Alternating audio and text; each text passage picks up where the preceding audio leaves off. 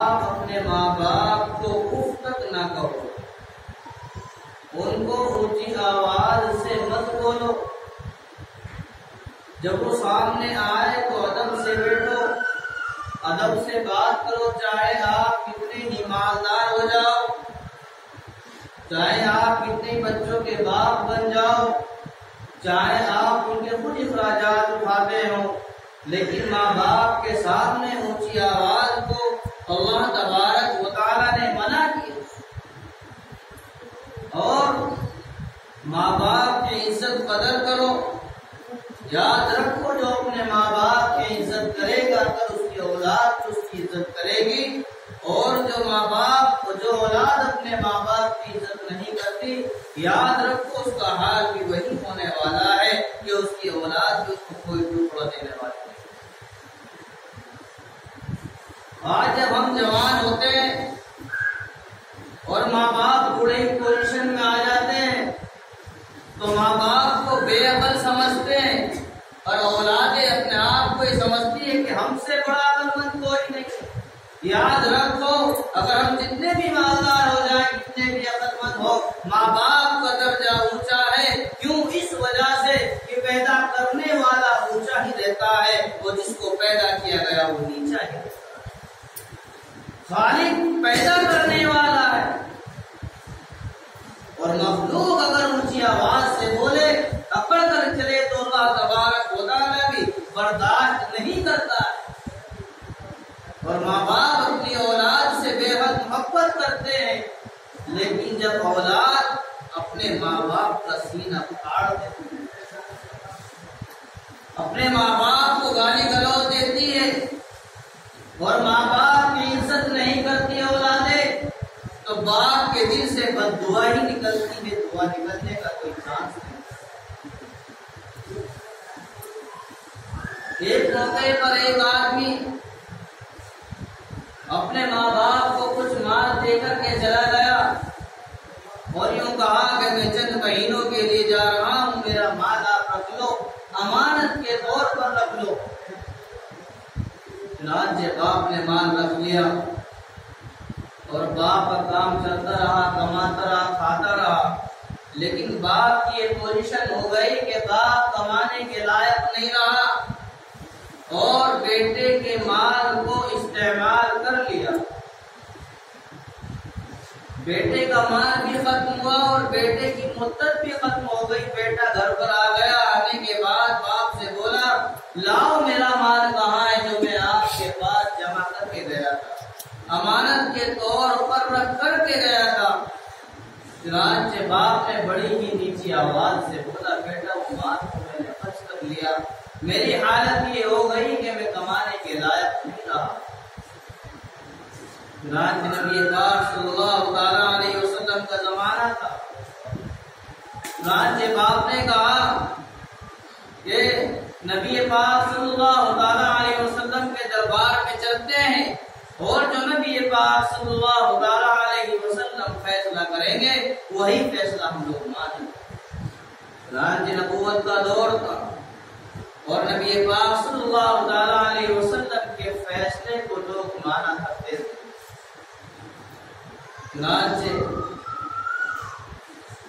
اس باپ کا بیٹا نبی پاک صلی اللہ تعالیٰ علیہ وسلم کے دربار میں جاتا ہے اور اس کا باپ اللہ تبارک و تعالیٰ کے دربار میں جاتا ہے اور یوں ارشاد کرتا ہے، یا اللہ تو نے بڑھاپا مجھے دیا، یا اللہ تو نے دوسرے کا علاج بتا دیا، تو نے اولاد کے لیے باپ کو کھڑا کیا لیکن اولاد کو باپ کے لیے کھڑا نہیں کیا، یا اللہ تو نے مجھے دوسروں کا محتاج بنا دیا، یا اللہ تیرے محبوب کے دربار میں جا رہا ہوں، یا اللہ میری عزت رکھ لینا، رسوا مت کرنا۔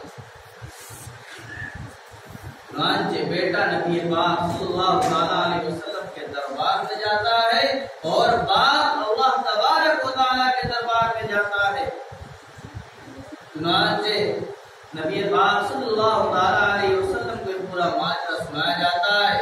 چنانچہ نبی پاک صلی اللہ تعالیٰ علیہ وسلم ارشاد فرماتے ہیں، جاؤ اپنے باپ کو بلا کر کے لاؤ۔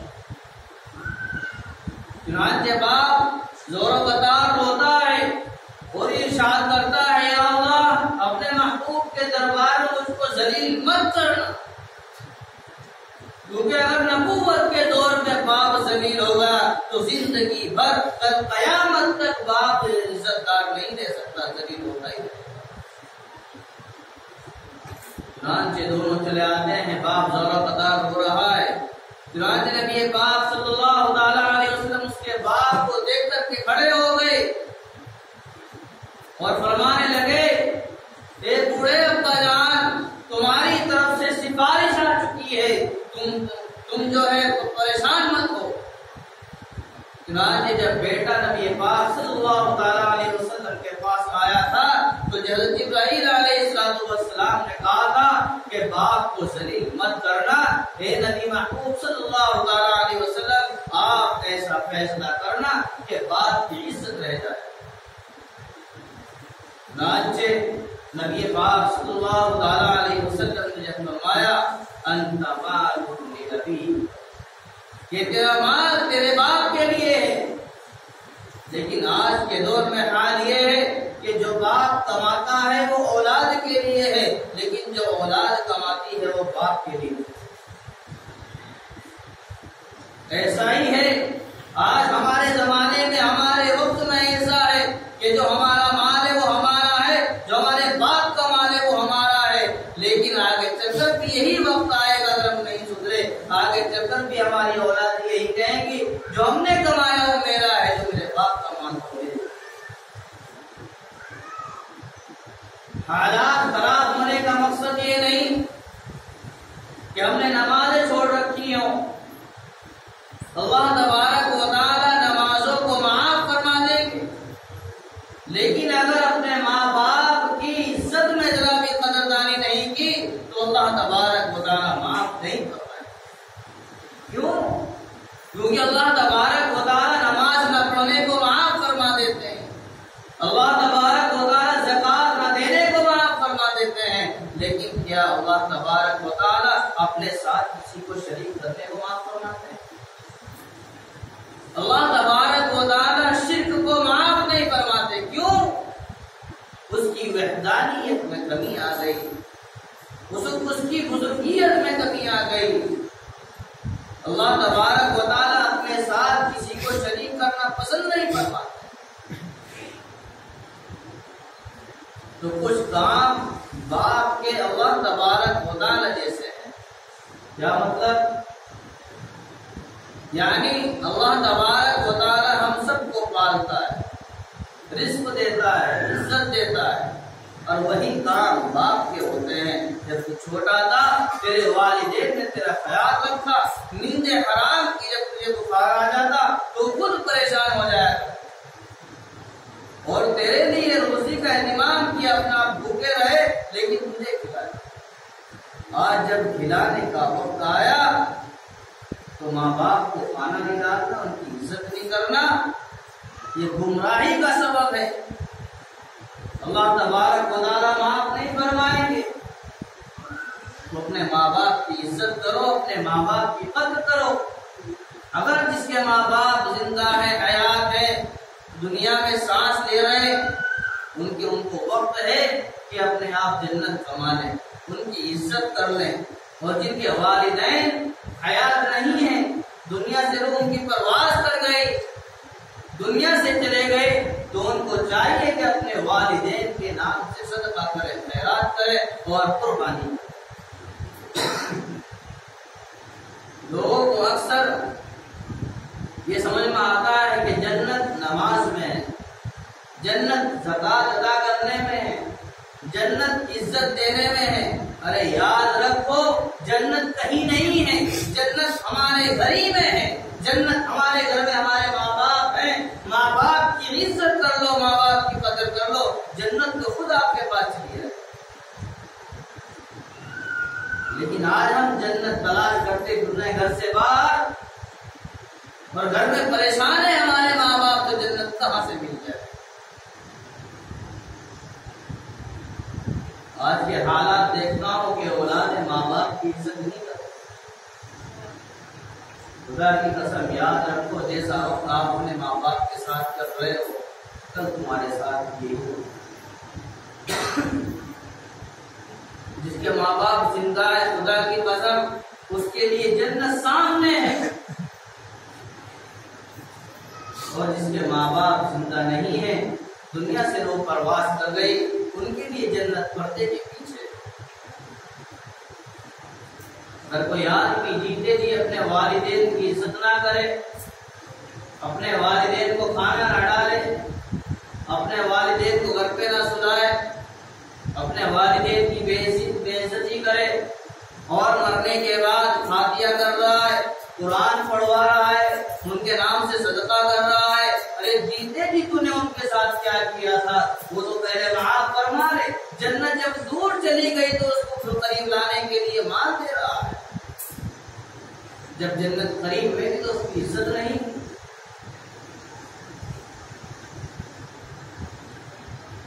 یاد رکھو، عزت کرو، اپنے ماں باپ کی عزت کرو، اور مرنے کے بعد بھی اپنے ماں باپ کی عزت کس طرح ہوتی ہے؟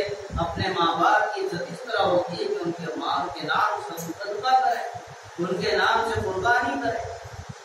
اب قربانی کا وقت بھی آ رہا ہے، قربانی کے تعلق سے بھی کچھ باتیں بتائی جائیں، قربانی کے تعلق سے بھی کچھ باتیں بتلائی جائیں کہ حضرت عائشہ رضی اللہ عنہا فرماتی ہیں کہ جو آدمی حضرت ابراہیم علیہ السلام کی سنت کو زندہ نہ کرے، اور جو آدمی قربانی نہ کرے وہ ہماری عیدگاہ کے قریب نہ آئے۔ تو سمجھ میں آیا، عید قربانی کرنے والوں کے لیے، عید اللہ تبارک و تعالیٰ کی راہ میں مال خرچ کرنے والوں کے لیے، عید اللہ تبارک و تعالیٰ کی قربانی کو عزت کرنے کے لیے ہے، وہ عید حضرت ابراہیم علیہ السلام کی سنت کو زندہ کرنے والوں کے لیے۔ عید الاضحیٰ قربانی کا نام ہے، اللہ تبارک و تعالیٰ کی راہ میں خرچ کرنے کو عید الاضحیٰ کہا جاتا ہے۔ اب ہم اپنے آپ سے پوچھیں کہ ہم قربانی کرنے کے لائق ہیں یا نہیں؟ اندر سے دل یہی گواہی دے گا کہ ہاں قربانی کرنے کے لائق ہیں۔ لوگوں کے پاس اگر مال زیادہ ہو جاتا ہے، اگر ایک آدمی کے پاس 1,00,000 روپے سے اوپر پیسے پہنچ گئے تو قربانی کر دیتا ہے، اور اگر کسی کے پاس 70,000 روپے 50,000 روپے پڑے ہوئے ہوں تو قربانی نہیں کرتا ہے، کہتا ہے کہ ہر سال تو کرتے، اس سال نہیں کریں گے تو کیا ہو۔ اور میں ہمیشہ ایک بات کہا کرتا ہوں، ہمارا آندھرا پردیش کا جو علاقہ ہے وہ ایک گمراہی میں مبتلا ہے، ہمارے آبا و اجداد بھی اس گمراہی میں مبتلا تھے اور ہم بھی اس گمراہی کے اندر مبتلا ہے۔ ایک آدمی مال کمانے لگا، قربانی اس کے اوپر واجب ہو گئی، اس نے سب سے پہلی قربانی تو اللہ کے نام سے کر دی، دوسری قربانی رسول کے نام سے کر دی، تیسری قربانی اپنے نام سے کر لی، چوتھی قربانی اپنی بیوی کے ماں باپ کے نام سے کر ڈالی، اور اب قربانی نہیں کرتا ہے وہ، تو وہ گناہگار ہے۔ کیوں گناہگار ہے؟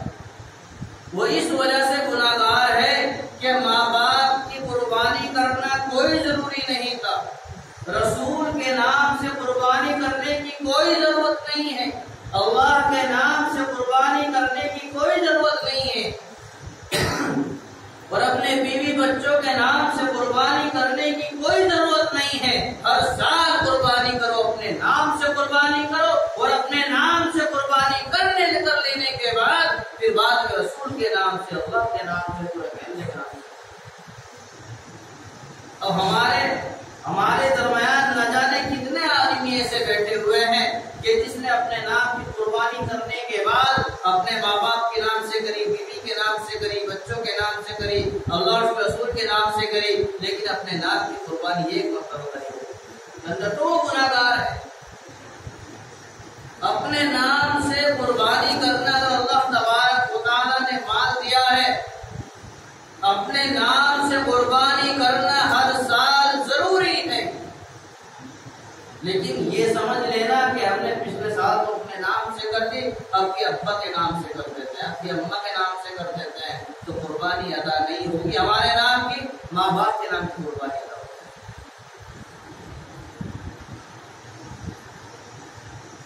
ہمارے یہاں مسئلہ ہے نہیں ہے، تو یہ غلط فہمی ہے، یہ غلط فہمی ہے کہ ایک نہ ایک مطلب اپنے نام سے قربانی کر دو اور باقی پوری زندگی اپنے نام سے قربانی کرنے کی کوئی ضرورت نہیں، ایسا نہیں ہے۔ اور دوسری بات ہمارے ذہنوں کے اندر یہ آتی ہے کہ اگر بقرعید میں لاکھوں کروڑوں جانور ذبح ہوں گے تو جانوروں میں کمی آ جائے گی، پھر ہم بعد میں گوشت کہاں سے کھائیں گے، چرواہے بکری کہاں سے چرائیں گے؟ اگر یہ ذہن میں ہمارے سوال آتا ہے تو ہماری بیوقوفی ہے، نااہلی ہے، ناسمجھی بات ہے۔